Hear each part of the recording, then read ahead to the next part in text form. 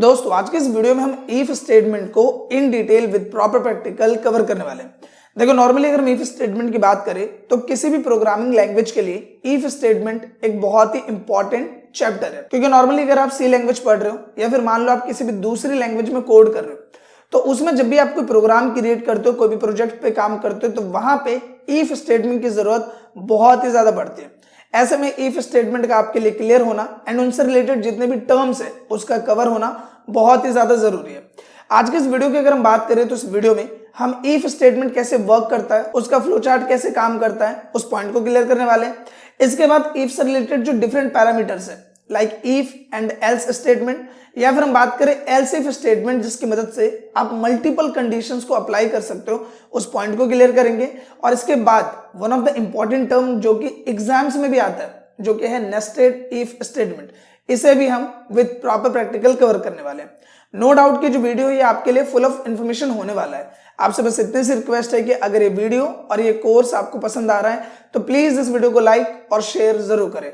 तो बिना किसी देर के शुरू करते हैं इस वीडियो को। अब यहाँ पे शुरुआत करते हैं सबसे पहले टर्म से कि जो इफ स्टेटमेंट है ये एक्चुअल में क्या है और इतना ज्यादा इंपॉर्टेंट क्यों है। देखो नॉर्मली अगर हम किसी भी प्रोग्राम की बात करें तो उस प्रोग्राम में आपको डिफरेंट लॉजिक्स अप्लाई करने होते हैं। एग्जाम्पल के लिए मान लो कि आप कोई भी फॉर्म भर रहे हो, वो स्कूल का एडमिशन फॉर्म हो सकता है या फिर कोई गवर्नमेंट जॉब का फॉर्म हो सकता है, और उस फॉर्म को भी प्रोग्रामिंग की मदद से बनाया जाता है। अब यहाँ पे एक पॉइंट को समझो, जब भी आप कोई फॉर्म भरते हो उसमें डिफरेंट कंडीशंस होती है। जैसे उसमें कंडीशन होती है कि अगर आपकी एज 18 साल से कम है तो आप ये फॉर्म नहीं भर सकते। तो वहां पे कंडीशन आ गई कि इफ आपकी एज 18 साल से कम है तो आप इस फॉर्म के लिए एलिजिबल नहीं हो। तो यहाँ पे क्या आया, इफ। इसी तरीके से मान लो कि फॉर्म्स में डिफरेंट पैरामीटर्स होते हैं, लाइक वहां पे पैरामीटर्स होते हैं कि आपके 10th के मार्क्स जो है वो 70% से ऊपर होना चाहिए, अगर नहीं है तो भी आप एलिजिबल नहीं हो।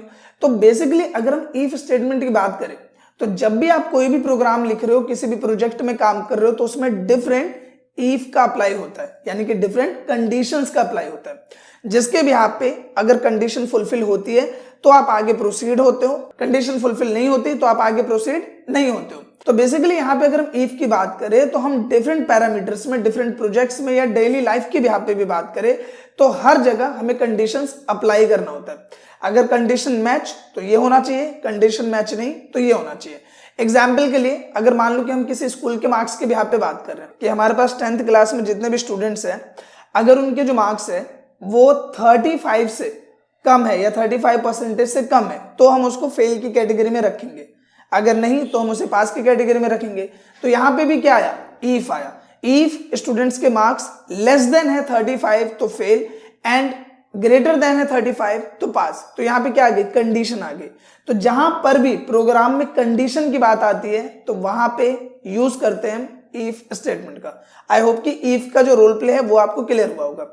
इसके साथ ही अगर हम बुक के डेफिनेशन के बिहाफ पे बात करें तो it is used to execute an instruction or block of instructions only if a condition is fulfil, यानी कि जो भी आपने कंडीशन दी है अगर वो फुलफिल होती है तो उसी के बिहाफ पे इफ स्टेटमेंट आगे प्रोसीड होता है। एग्जाम्पल के लिए अगर हम इसके फ्लो चार्ट को समझे कि जैसे आप इफ का प्रोग्राम लिखते हैं एंड उसमें आपने एक कंडीशन दी।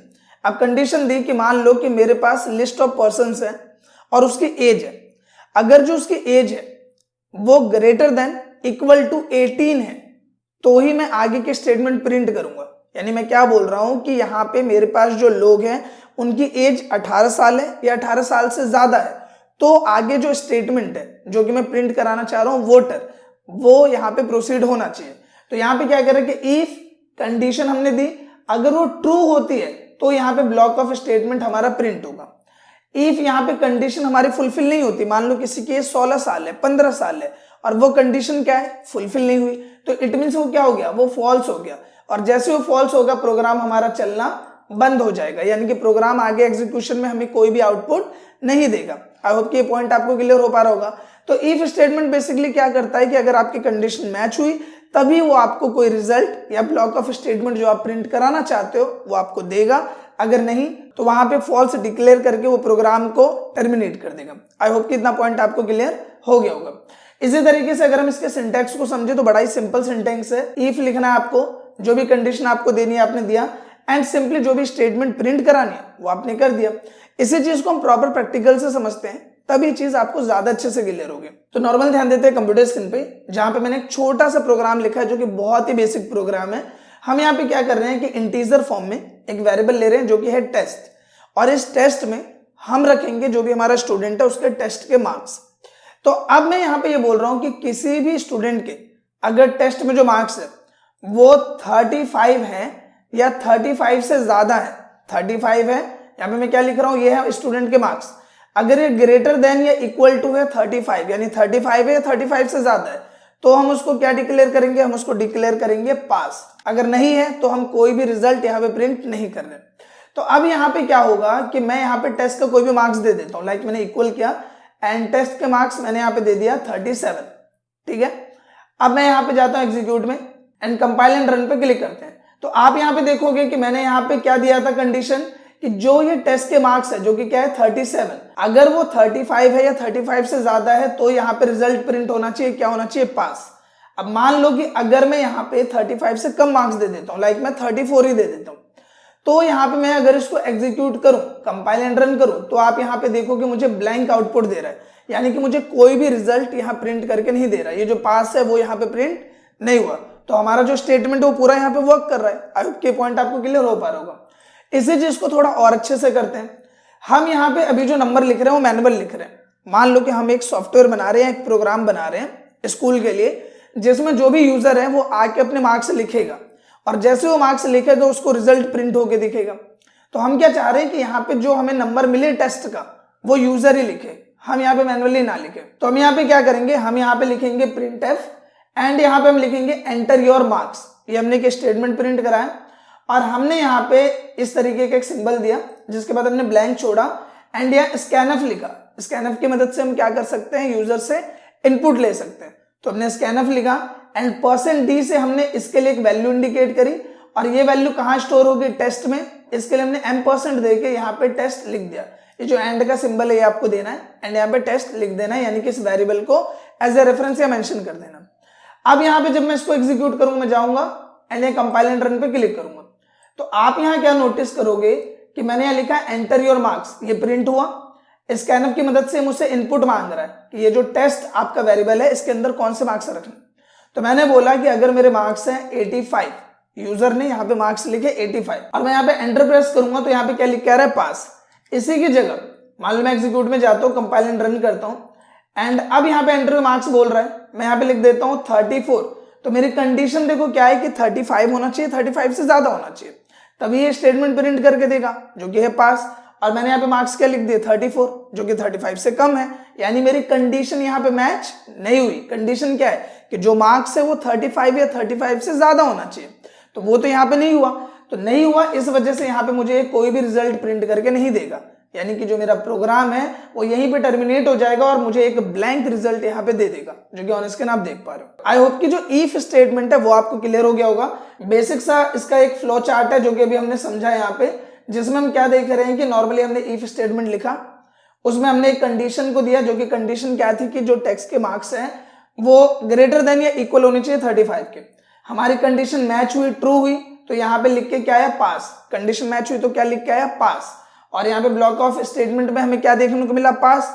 और अगर हमारी कंडीशन मैच नहीं हुई, उसने कोई मार्क्स ऐसे डाले जो कि हमारा गिवन क्राइटेरिया से कम है, तो वहां पे वो क्या हो रहा था, फॉल्स हो जा रहा था, और इसलिए हमें यहाँ पे एक ब्लैंक रिजल्ट प्रिंट कर रहा था। आई होप कि जो इसका फ्लो चार्ट है वो भी आपको क्लियर हो गया होगा। अब यहाँ पे बात करते हैं दूसरे टर्म की, जो कि है इफ एंड एल्स स्टेटमेंट। अब यहाँ पे एक पॉइंट को समझो। देखो नॉर्मली यहाँ पे हमने क्या देखा कि अगर हमारी कंडीशन मैच होती है तो हमें एक रिजल्ट प्रिंट करके देता है, जो कि क्या है, पास। लेकिन इन केस हमारी कंडीशन मैच नहीं हो रही, जैसे यहाँ पे उसने मार्क्स लिखे 34, मार्क्स क्या लिखे यहाँ पे 34 लिखा। अब ये जो 34 लिख रहा है तो हमारी कंडीशन तो मैच नहीं हो रही, क्योंकि हम बोल रहे हैं कंडीशन क्या है कि जो मार्क्स है वो ग्रेटर देन या इक्वल होना चाहिए 35 के, लेकिन उसने कोई ऐसा नंबर डाला जो कि 35 से कम है। तो उस केस में भी मैं यूजर को एक फॉल्स स्टेटमेंट प्रिंट कराना चाहता हूं कि आपके जो मार्क्स है वो गिवन क्राइटेरिया, गिवन कंडीशन के बिहाफ पे मैच नहीं हुए। तो हम यूजर को क्या प्रिंट देना चाहते हैं या स्क्रीन पे क्या प्रिंट देना चाहते हैं। जैसे आपने देखा होगा जब भी आप फॉर्म भरते हो और उसमें आपकी कोई कंडीशन मैच नहीं हुई है, आप 18 साल के नहीं हो तो वहां लिख के आता है ना कि you are below 18 and you are not eligible for this form. या मान लो आपके मार्क्स कम है तो वहां पे भी एक हमें फॉल्स स्टेटमेंट देखने को मिलता है, यानी कि अगर हमारी कंडीशन मैच नहीं हो रही तो हम यूजर को क्या मैसेज इंडिकेट करना चाहते हैं, क्या मैसेज दिखाना चाहते हैं, वो है हमारा फॉल्स स्टेटमेंट। तो वो अगर मुझे प्रिंट करना है तो वो मैं कैसे करूंगा? तो देखो यहां पे हमें क्या है, एक और यहां पे टर्म मिलता है जो कि है एल्स, इफ और उसके बाद एल्स। इफ मतलब क्या हुआ कि यदि ये हो रहा है, और एल्स इसके अलावा। तो मैं यहां पे बोल रहा हूं कि अगर कंडीशन मैच हुई तो ये ठीक है, नहीं तो एल्स, यानी कि इसके अलावा क्या आना चाहिए। तो मैंने यहां पे लिखा एल्स एंड यहां पे हम प्रिंटफ लिखेंगे एंड यहां पे लिख देंगे फेल। तो अब यहां पे क्या होगा कि अगर मेरी कंडीशन मैच हुई तो यहां लिख के आएगा पास, और कंडीशन मैच नहीं हुई तो क्या लिख के आएगा फेल।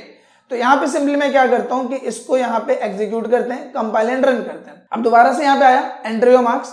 अब अगर मैं 34 लिखूं जो कि मेरा कंडीशन मैच नहीं हो रहा है और मैं एंटर करूं तो यहां पे क्या लिख के आ गया फेल, यानी कि मेरी कंडीशन मैच नहीं हुई तो फेल, और अगर मेरी कंडीशन मैच हो जाती है तो जो मेरा ट्रू वैल्यू है वो यहाँ पे प्रिंट होगा। तो मैं यहाँ पे कंडीशन के बिहाफ पे लिख देता हूँ 36 एंड एंटर करता हूँ तो देखो यहाँ पे क्या लिख के आ रहा है पास। तो इस तरीके से अगर आपको यूजर को कोई फॉल्स स्टेटमेंट दिखाना है जिसके बिहाफ पे इंडिकेट करना चाह रहे हो कि आप एलिजिबल नहीं हो इस फॉर्म के लिए, या फिर आप गिवन क्राइटेरिया को क्रॉस नहीं कर पाए, तो उसके बिहाफ पे हम एक फॉल्स स्टेटमेंट यूजर को दिखा सके, वो चीज ऐसे आप रिप्रेजेंट कर सकते हो एल्स की मदद से। आई होप कि ये पॉइंट भी आपको क्लियर हो गया होगा। अब इसी तरीके से यहाँ पे इसके फ्लो चार्ट को भी समझ लेते हैं। प्रैक्टिकल मैंने आपको पहले इसलिए समझाया ताकि फ्लो चार्ट समझना आपके लिए ज्यादा इजी हो जाए। तो जैसा हमने यहाँ पे देखा कि मैंने लिखा इफ और उसके बाद मैंने दी कंडीशन। कंडीशन क्या है मेरी? कंडीशन है कि जो भी आपके टेस्ट के मार्क्स है वो यहाँ पे ग्रेटर देन या इक्वल होना चाहिए 35 के, यानी मिनिमम 35 होना चाहिए। तो ये हमारी कंडीशन है। इफ हमारी कंडीशन मैच हुई यानी कि हमारी कंडीशन क्या है, ट्रू हो गई, तो यहाँ पे ब्लॉक ऑफ स्टेटमेंट में हम क्या प्रिंट करा रहे हैं, ये पास प्रिंट करा रहे हैं। और मान लो अगर मेरी कंडीशन मैच नहीं हुई तो उस केस में मेरी कंडीशन क्या हो जाएगी, फॉल्स हो जाएगी। और फॉल्स होने पे मैंने एल्स स्टेटमेंट को चला दिया जिसके बिहाफ पे जो भी मेरा ब्लॉक ऑफ कोड है वो यहाँ पे मैंने प्रिंट कर दिया, यानी ये ब्लॉक ऑफ स्टेटमेंट मैं यहाँ पे डाल देता हूँ जो कि क्या है यहाँ पे फेल। तो मान लो कि यहाँ पे मैं क्या प्रिंट करा देता हूँ, फेल प्रिंट करा देता हूँ। तो इस तरीके से अगर आपकी कंडीशन मैच होती है, ट्रू होती है, तो आप यहाँ पे ट्रू स्टेटमेंट प्रिंट करा सकते हो। कंडीशन आपकी मैच नहीं होती, ट्रू नहीं होती, तो आप फॉल्स स्टेटमेंट प्रिंट करा सकते हो एल्स की मदद से जो कि है फेल। आई होप कि फ्लो चार्ट भी इसका आपको क्लियर हो गया होगा। अब हम बात करते हैं नेक्स्ट टर्म की जो कि इन सभी क्राइटेरियाज में काफी ज्यादा इंपॉर्टेंट है, जो कि है एल्स इफ स्टेटमेंट। ये यूज किया जाता है मल्टीपल कंडीशन देने के लिए। आपने नॉर्मल देखा कि इफ स्टेटमेंट की मदद से हमने किसी पार्टिकुलर वेरिएबल पे एक कंडीशन अप्लाई करा, लेकिन अगर मान लो कि मुझे डिफरेंट कंडीशन अप्लाई करना है, एग्जाम्पल के लिए आपके पास मार्क्स है और आप यहाँ पे क्राइटेरिया सेट कर रहे हो कि अगर आपके मार्क्स 60% या 75% है, या मान लो 75% है या उससे ज्यादा है तो आप फर्स्ट हो। अगर आपके मार्क्स 50% है या 50% से ज्यादा है तो आप सेकंड हो। अगर आपके मार्क्स 35 है, 35 से ज्यादा है तो आप थर्ड हो, और 35 से भी कम है तो आप फेल हो। तो यहाँ पे क्या हो रहा है, मैं मल्टीपल कंडीशन लगा रहा हूं। पहली कंडीशन 75 या 75 से ज्यादा, दूसरी कंडीशन 50 या 50 से ज्यादा, तीसरी कंडीशन 35 या 35 से ज्यादा। तो यहां पे क्या कर रहे हैं, मल्टीपल कंडीशन अप्लाई कर रहे हैं। और ऐसे मल्टीपल कंडीशन कई बार प्रोग्राम्स में आपको अप्लाई करने पड़ेंगे क्योंकि डिफरेंट पैरामीटर्स पे प्रोग्राम वर्क करता है। तो यहां पे अगर हमें मल्टीपल कंडीशंस अप्लाई करना है उसके लिए हम एल्स इफ स्टेटमेंट का यूज करते हैं। इसके फ्लो चार्ट को हम बाद में समझेंगे, पहले विथ प्रॉपर प्रैक्टिकल हम इसके बेस को क्लियर करते हैं। तो नॉर्मली यहाँ पे आ गए हम प्रोग्राम में, एंड मैंने यहाँ पे काफी बड़ा प्रोग्राम लिखा हुआ है, तो इसको थोड़ा सा हम समझते हैं, उसके बाद हम इन डिटेल चीजों को कवर करेंगे। देखो नॉर्मली यहाँ पे आप नोटिस करोगे कि मैंने यहाँ पे मेल लिखा और प्रोग्राम चालू किया। इसमें हम कर क्या रहे, वही चीज जो हमने यहाँ पे करी कि हमने एक यहाँ पे मार्क्स लिए टेक्स्ट वेरिएबल में, प्रिंटफ की मदद से हमने यूजर को बोला कि आप अपने मार्क्स लिखो, एंड स्कैनअप में हमने इनपुट ले लिया, %d डाल के एंड का सिंबल दिया एंड टेस्ट यहाँ पे करके हमने मार्क्स लिया। इतना तो आपको क्लियर ही है। वही चीज मैंने यहाँ पे लिखी हुई है, हमने एक वेरिएबल लिया टेस्ट और प्रिंटफ की मदद से हमने यूजर को कमांड दिया एंटर योर मार्क्स, स्कैनअप की मदद से हमने यहाँ पे यूजर के मार्क्स ले लिए। इतना क्लियर। अब यहाँ पे मैं क्या कर रहा हूँ कि सबसे पहले मैं लिख रहा हूँ इफ, और मैं ये बोल रहा हूं कि ये जो टेस्ट के अंदर आपने मार्क्स डाले हैं यानी यूजर ने जो मार्क्स हमें दिए हैं, अगर वो ग्रेटर देन है या इक्वल है 75 के, ग्रेटर देन है या इक्वल है, यानी कि या तो बड़ा होना चाहिए 75 के या बराबर होना चाहिए। तो या 75 है, 75 से ज्यादा है, तो यहां पे क्या प्रिंट होगा, फर्स्ट। अगर मान लो यूजर के जो मार्क्स है वो 50 है या 50 से ज्यादा है, तो यहां क्या लिख के आना चाहिए, सेकंड। अब ये जो मैं दूसरी कंडीशन दे रहा हूं ये भी आपको डिट्टो सेम ही लगेगा। देखो जैसे इफ लिख के मैंने यहां से यहां तक लिखा, वैसे यहां पे भी इफ लिख के मैंने लिखा है, बस यहां पे एक नई चीज डाली है जो कि है एल्स। इफ और एल्स के बीच में यहां पे गैप होना चाहिए, जो कि ऑन स्क्रीन आप देख रहे हो, और यहां पे मैंने एक नई टर्म लिखी है जो कि है एल्स। तो बेसिकली यहां पे एल्स इफ में कोई बड़ी चीज नहीं है, जो आपने ये इफ वाला टर्म लिखा है वही चीज को आप यहाँ पे कॉपी कर लो, उतनी सेम चीज है, बस यहाँ पे हमें एल्स अलग से ऐड करना है, इतनी छोटी सी चीज है। तो ये हमने किया, एंड यहाँ पे बस हमने पैरामीटर चेंज कर दिया, 75 लिखा है 50 लिखा। सेम लाइक हमने यहाँ पे एल्स इफ दोबारा से लिखा, इसी वाले फॉर्मेट को दोबारा से लिखा, एंड यहाँ पे जो हमारे टेस्ट के मार्क्स है उसको हमने मेंशन किया, और कंडीशन हमने दे दी कि ग्रेटर देन या इक्वल है 35 के। और अगर ऐसा है कि उसके जो मार्क्स है वो 35 या 35 से ज्यादा है, तो यहाँ पे रिजल्ट क्या प्रिंट होना चाहिए, थर्ड। तो यहाँ पे हमने यहाँ पे 3 कंडीशंस दी। पहली कंडीशन 75 या 75 से ज्यादा, जो कि ये रही। दूसरी कंडीशन हमने दी कि 50 या 50 से ज्यादा। तीसरी कंडीशन दी 35 या 35 से ज्यादा। एंड यहाँ पे चौथे में हमने यूज कर लिया एल्स स्टेटमेंट को, जो भी हमने थोड़ी देर पहले पढ़ा। हमने दिया एल्स कि अगर इनमें से कोई भी कंडीशन मैच नहीं होती, ना उसके मार्क्स 75 से ज्यादा है, ना उसके मार्क्स 50 से ज्यादा है, ना उसके मार्क्स 35 से ज्यादा है, तो अगर कोई भी कंडीशन मैच नहीं हो रही, इट मींस उसके मार्क्स 35 से भी कम है। तो ऐसे केस में आप क्या करो, ऐसे केस में उसको सीधा सीधा बोलो कि आप फेल हो गए। तो हमने एल्स लिखा एंड यहाँ पे फेल डिक्लेयर कर दिया। और सेम आपके सामने पूरा का पूरा कोड है, एंड इसका जो कोड फॉर्मेट है वो मैं कोशिश करूंगा कि डिस्क्रिप्शन में दे दूं, और वहां से आप इसको डाउनलोड भी कर सकते हैं। तो फिलहाल हम इस पॉइंट को समझते हैं कि यहाँ पे सिंपली हमने किया क्या है कि बस हमने इफ वाले फॉर्मूले को ही कॉपी पेस्ट किया बार बार, बस हमने उसमें एल्स वाले टर्म को यूज किया, एंड लास्ट में जो हमारा एक डिफॉल्ट स्टेटमेंट आना चाहिए उसके लिए हमने एल्स टर्म को यहाँ पे यूज किया। अब प्रोग्राम को एग्जीक्यूट करते हैं, एग्जीक्यूट में जाते हैं, कंपाइल एंड रन करते हैं। सिंपली यहाँ पे आए, एंटर योर मार्क्स। तो अगर मैं यहाँ पे मार्क्स लिखूं 78, एंटर किया, यहाँ लिख है फर्स्ट। हम दोबारा यहाँ जाते हैं, कंपाइल एंड रन करते हैं, एंड यहाँ पे अब जो मार्क्स है वो मैं लिखता हूं यहाँ पे 52, हमने लिखा 52, एंटर किया, तो क्या लिख के आ रहा है, सेकंड। फिर यहाँ पे सिंपली हम आते हैं, दोबारा से इसको एग्जीक्यूट करते हैं। अब आप यहाँ पे देखोगे कि अगर मैं मार्क्स लिखूं 36, तो यहाँ क्या लिख के आ रहा है, थर्ड। एंड यहीं पे अगर मैं मार्क्स लिख दूं 32, जो कि 35 से भी कम है, तो यहाँ पे स्टेटमेंट क्या आएगा, फेल। तो इस तरीके से अगर आपको मल्टीपल कंडीशंस अप्लाई करनी है तब हम यहाँ पे एल्स इफ का यूज करते हैं। अब यहाँ पे इसके फ्लो चार्ट को समझते हैं। देखो सिंपली हमने क्या किया कि हमने लिखा इफ स्टेटमेंट, हमने दी एक कंडीशन कि कंडीशन क्या है कि जो भी मार्क्स है वो ग्रेटर देन या इक्वल होना चाहिए 75 के। अब मान लो कि उसने मार्क्स डाले यहाँ पे 55, तो हमारी कंडीशन तो ये मैच नहीं हुई, तो मैच नहीं हुई तो ये स्टेटमेंट का तो कोई लेना देना है नहीं, यहाँ पे ये हो गया फॉल्स, हमारी कंडीशन क्या हुई, फॉल्स।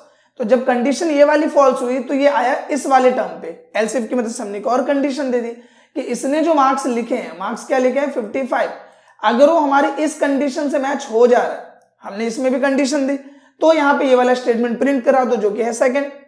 और मान लो कि अगर ये कंडीशन भी मैच नहीं होती, उसने जो मार्क्स लिखे हैं वो लिखे हैं यहाँ पे 35, तो हमारी ये वाली कंडीशन भी मैच नहीं हुई, तो आप इसको भी फॉल्स कर दो, एंड फॉल्स करने के बाद आप ये नई वाली कंडीशन चला दो। नई कंडीशन क्या है यहाँ पे कि जो भी 35 या 35 से ज्यादा वो प्रिंट होना चाहिए। तो मान लो हमारी ये वाली कंडीशन मैच हुई, तो हम यहाँ पे इस वाले स्टेटमेंट को प्रिंट करा देंगे। और मान लो अगर ये कंडीशन भी मैच नहीं हुई तो ये इसको फॉल्स करेगा और नई कंडीशन चेक करेगा। तो यहाँ पे बेसिकली क्या होता है कि सबसे पहले शुरुआत करेगा इस कंडीशन से, अगर ये कंडीशन मैच हुई तो यहीं पे स्टेटमेंट को प्रिंट करेगा, नहीं मैच हुई तो यहाँ पे इसको फॉल्स डिक्लेयर करके दूसरी कंडीशन पे पहुंच जाएगा, ये भी मैच नहीं हुई तो इसको फॉल्स डिक्लेयर करके ये अगली कंडीशन पे पहुंचेगा, और सेम इसी तरीके से बाकी की कंडीशंस को भी चेक यहाँ पे करता जाएगा जब तक कोई स्टेटमेंट इसको नहीं मिल जाता। और कोई भी कंडीशन मैच नहीं होने पे एल्स में जो आप डिफॉल्ट वैल्यू डालते हो वो यहाँ पे नॉर्मली प्रिंट हो जाता है। अब यहाँ पे बात करते हैं नेक्स्ट एंड लास्ट टर्म की and one of the important term की, जो कि है नेस्टेड इफ स्टेटमेंट। अब ये होता क्या, देखो नेस्टेड वर्ड जो यहाँ पे यूज हुआ है उसका मतलब है कि एक इफ के अंदर में हम एक और इफ को एड ऑन कर रहे हैं। पॉइंट समझ में आ रहा है आपको? नेस्ट का मतलब क्या हुआ, नेस्ट नॉर्मली यूज करते हैं हम घोंसले के लिए, तो घोंसला किसका हुआ, पंछी का। तो नॉर्मली मान लो कि जो इफ है वो यहाँ पे वो पंछी है, और इसके अंदर हम एक और पंछी को यहाँ पे काउंट कर रहे हैं जो कि यहाँ पे है दूसरा इफ। तो एक इफ के अंदर जब आप दूसरे इफ को यूज करते हो तो वो होता है नेस्टेड इफ स्टेटमेंट। इतना छोटा सा एक्सप्लेनेशन आई होप कि आपको क्लियर हुआ होगा। अब यहाँ पे इसकी जरूरत क्या पड़ती है, मान लो कि हम यहाँ पे दो कंडीशंस दे रहे हैं और दोनों कंडीशंस मैच होनी चाहिए। जैसे आप कहीं पे इंटरव्यू देने गए, अब इंटरव्यू देने जो यूजर गया है उससे यहाँ पे दो कंडीशन रखी जा रही है कि आपके 10th में जो मार्क्स है वो होने चाहिए आपके यहाँ पे 70 से ऊपर।